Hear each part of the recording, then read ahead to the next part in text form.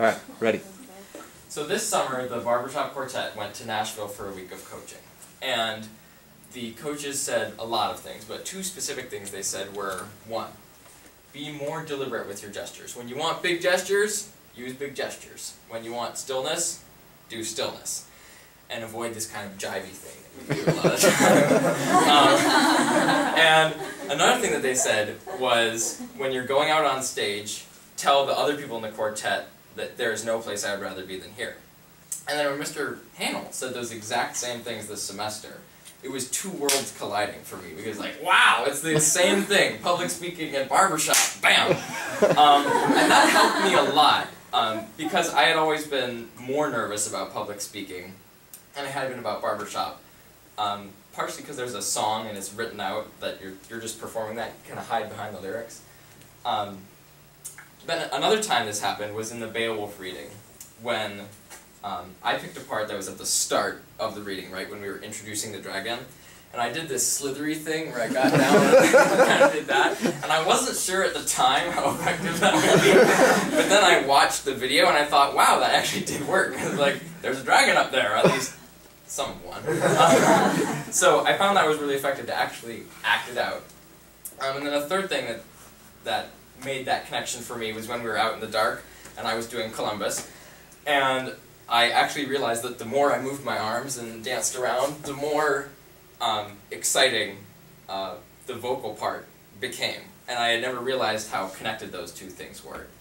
In cross-country running, my coach used to tell me, if you move your arms faster, your legs go faster too. And the same thing's true in public speaking. If you move your body more, your voice gets more excited. So I guess that's my realization, that presentation of public speaking and singing are pretty much the same thing for me. 1 minute, 59 seconds. Christine.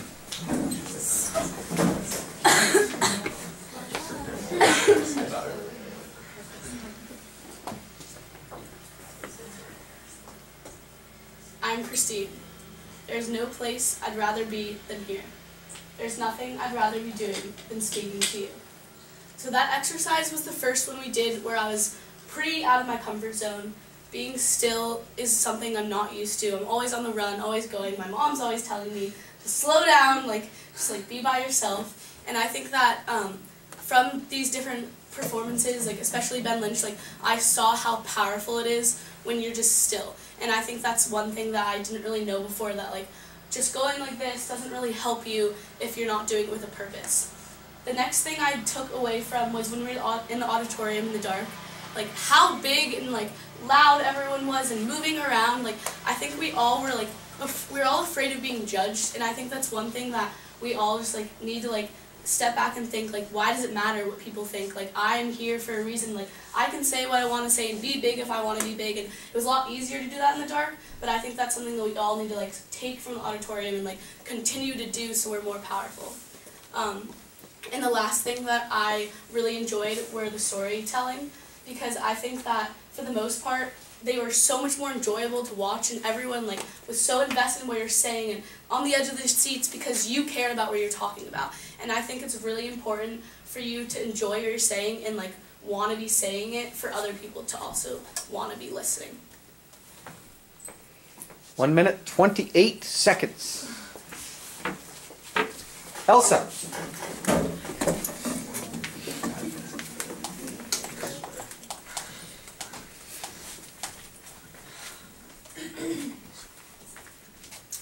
So one of the very first exercises that we did was with stillness. And although naturally I move my arms a little bit when I'm talking, I didn't really think stillness would be a problem because it's pretty basic. Everybody should know how to stand still. So I was pretty confident going into it, and I was still pretty confident after I did it. And then I watched the film. And I was almost horrified. I was moving my hand through my hair, I was shuffling around, and my hand was actually twitching and convulsing at my side as though it was rejecting the stillness. So that's definitely something that I've had to practice a ton, and it's something that I've realized is not really one of my strengths. So there have also been a few assignments over the semester where I have just thought, oh God, don't make me do that. I'll take the 0 rather than do that. And one of those was the big gestures. And so on one end of the spectrum where I was terrible at being still, I somehow was also terrible at using big gestures. And my strategy, as I think some of other people's strategies were, was to act out every word that I said, which was just super weird. It was not effective. I don't suggest it. And the final thing another one that I really, really didn't want to do was the vocal variety and really taking a lot of risks. And when Mr. Hanel gave the assignment and he cited Robin Williams as the genie in Aladdin as an example, I was like, oh my God, there's no way I can do anything like that. And then we got out in the auditorium, and it was just incredible, I think, how animated and passionate people were able to get and just take so many risks that I've never seen anybody in this class take so many risks like that before. And I thought that it was so much more powerful to listen to people and not be able to see anything but darkness, but just to listen to people talk so passionately and be so animated. And it was so much more powerful than to be able to see someone speaking really timidly about something that they didn't care about at all. 226. Jin.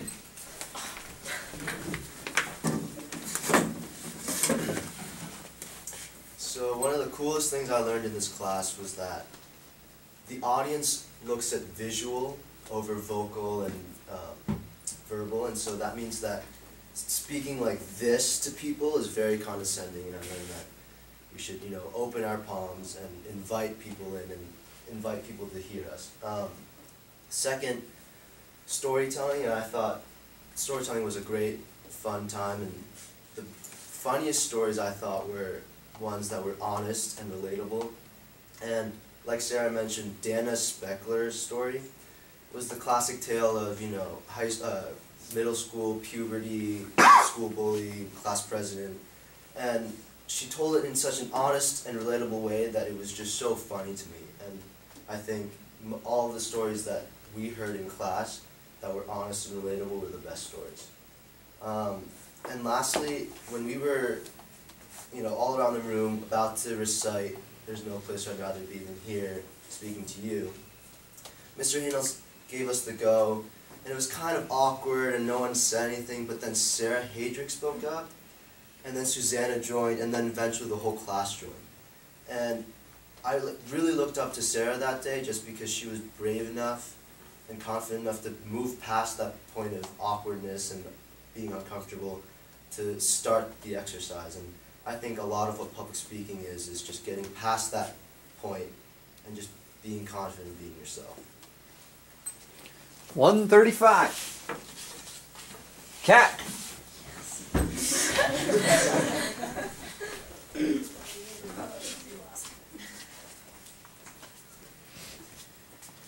Okay, so one thing that I learned in this class is reading off of the script is really hard.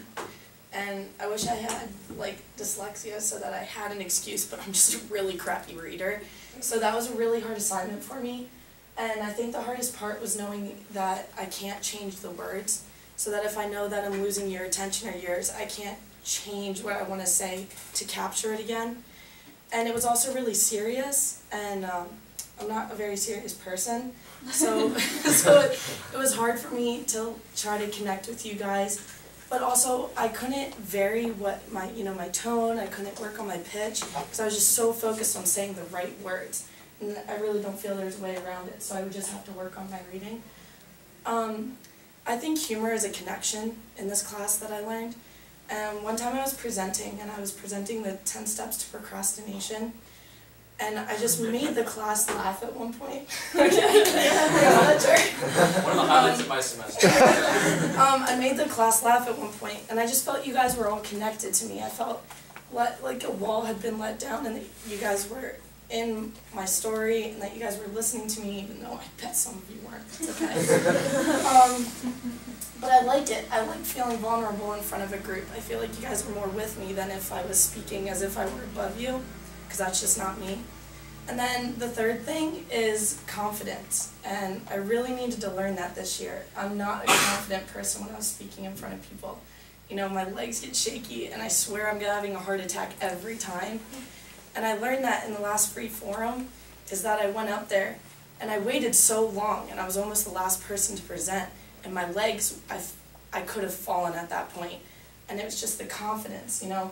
And talking about politics, I don't know anything about it. And I told you guys that, and that was like losing my confidence. Is, you know, I should have talked about what I did know, and that's something that I will really work on. 205. And finally, Henry.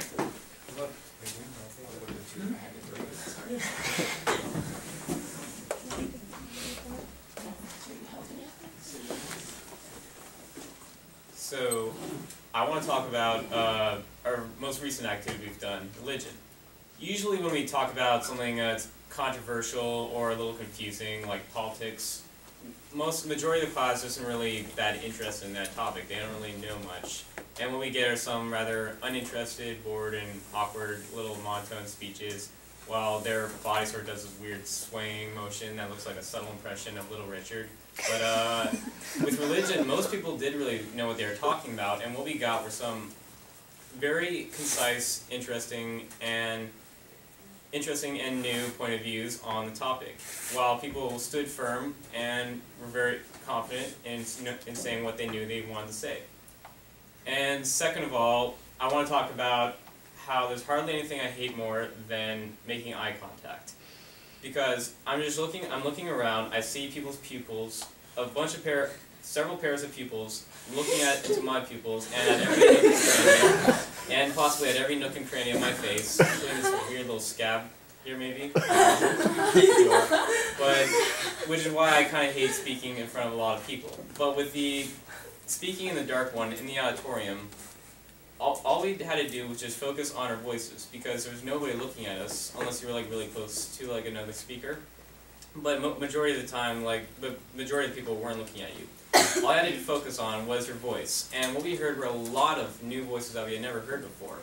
Voices that really painted a picture of like the speakers themselves and the movements they were doing.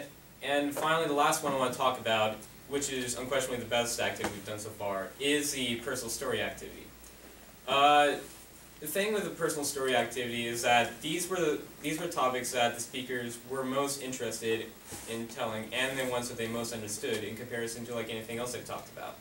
And what we get is just what we get in combination with their natural speaking abilities, which consists of a lot of ums and maybe likes and a little stutters, tended to actually worked to actually bring the audience in to their point of view and see these events that they were describing.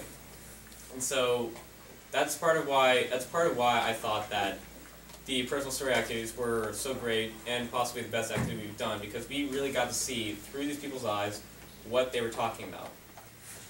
We've recited poetry, we've done Beowulf, we've talked about politics, we've talked about religion. Some of these activities have shown what we were good at, some of them have not shown what we're good at.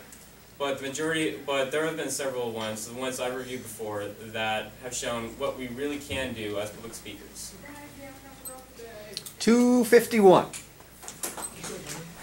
All right. So, guys.